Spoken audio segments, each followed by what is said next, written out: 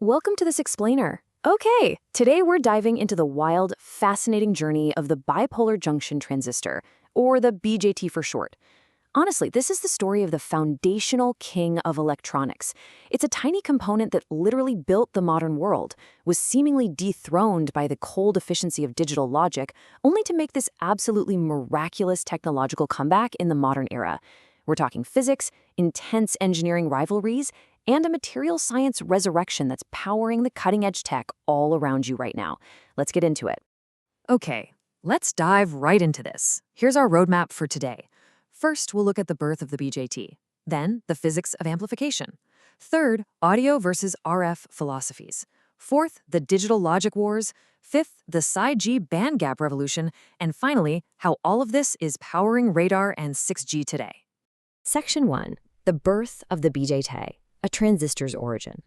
Now, what's really interesting about this timeline is just the sheer scale of it all. The story kicks off way back in 1947 at Bell Labs, with the point contact invention by Bardeen and Bratton. Initially, they were using germanium, but, thermal instability was a huge headache, so the industry made this massive shift to silicon around 1954. For a long while, the BJT was the undisputed heavyweight champ. But then, look at 1968. The CMOS invasion begins. CMOS brought high density and low power, and it slowly started eating away at the BJT's dominance. Yet, if we jump all the way to the 2020s, the BJT definitely wasn't dead. It actually evolved into this incredible silicon-germanium terahertz era. Moving on to Section 2, the physics of amplification. Let's understand these signals. So when we actually look under the hood, BJTs come in two symmetrical polarities, NPN and PNP. But spoiler alert, they are not created equal. NPN transistors utterly dominate the high-performance market. Why is that? Well, it comes down to the physics. NPN relies on electrons as its majority charge carriers, while PNP relies on holes, which is essentially just the absence of an electron. In a silicon crystal lattice, electrons are naturally so much faster. They boast 2 to 3 times higher mobility than those holes. This means electrons navigate that lattice with incredible agility, giving NPN much faster transit times. It's basically the undisputed champion for high-frequency operations. Now, depending on how we apply voltage to the base collector and emitter base junctions, the BJT actually operates in 4 distinct physical modes. First up is forward active, where this tiny base current controls a massive collector current. This right here is the root of all linear amplifiers. Second is saturation, where the transistor acts like a fully on digital switch, though it does get kind of bogged down by excess charge. Third is cutoff, which acts as a fully off switch. And fourth is reverse active. This one physically inverts the operation, but honestly, it suffers from terrible efficiency, making it practically useless for standard amplification. But, the BJT isn't perfect.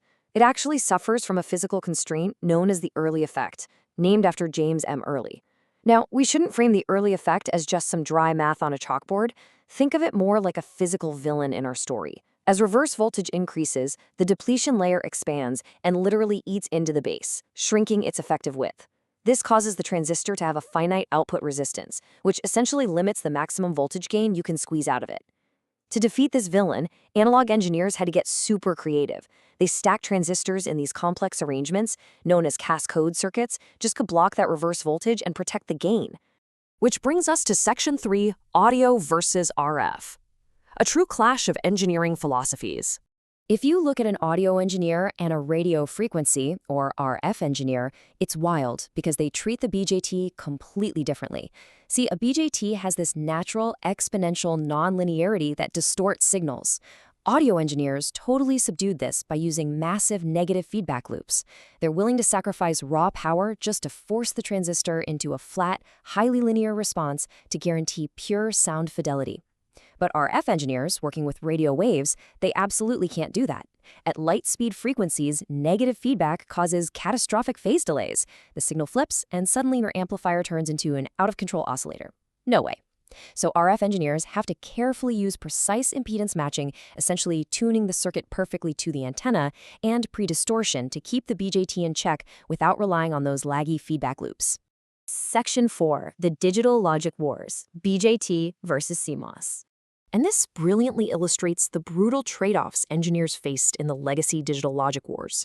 There's this undeniable inverse relationship between switching speed and massive power consumption. Standard TTL from 1964 had a gate delay of about 10 nanoseconds. mostly bogged down by the time it took to clear out excess charge from full saturation.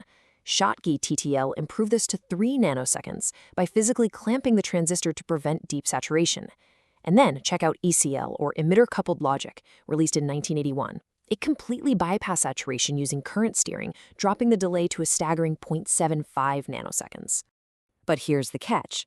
ECL's blistering speed came at a terrible, terrible cost. To maintain that speed, ECL logic gates constantly burned up to 40 milliwatts of static power per gate. If you packed thousands of these into a chip, they ran so incredibly hot that they literally required supercomputer water cooling just to prevent them from melting. I mean, that sealed their fate. CMOS logic, which relies on a completely different architecture, has virtually zero static power. CMOS ran cold, and because of that, it absolutely won the high-density computing war, basically kicking the BJT entirely out of your computer's CPU. All right, Section 5, the Psi bandgap revolution, a true material miracle.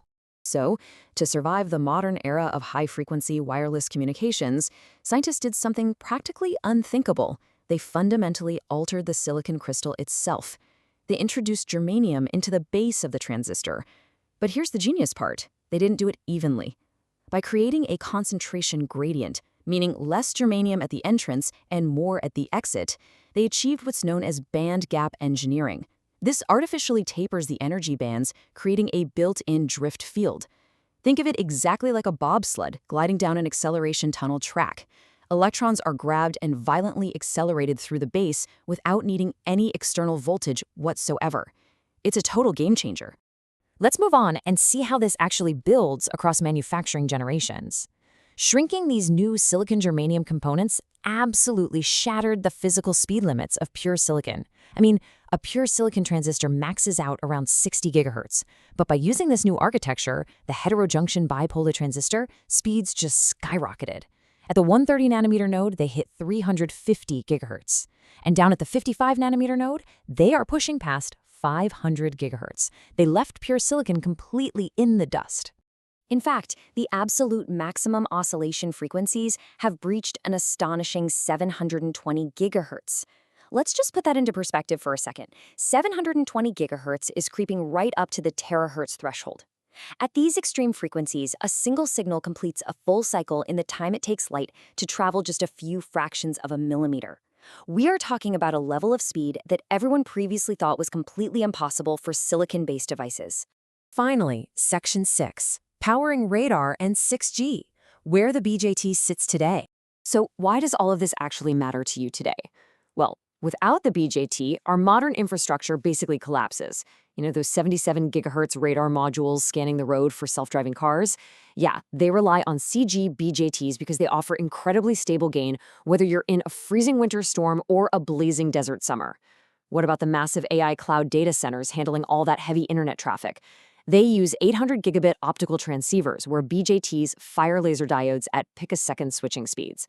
And as we look ahead, 6G mobile and 140 gigahertz low Earth orbit satellite communications are being built directly on the back of this resurrected transistor technology. So the really crucial takeaway from this whole explainer is the beautiful duality of modern electronics.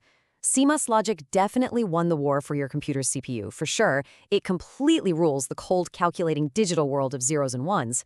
But the second you need to interact with continuous analog reality, human voices, bouncing radar waves, or pulsing fiber optic light, the BJT is still the undisputed king.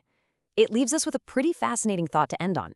Will we ever find a single material and transistor design that can conquer both the digital logic side and the physical analog universe?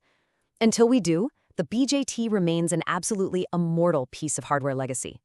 Thanks so much for joining me on this explainer. I hope you found it as mind-blowing as I did.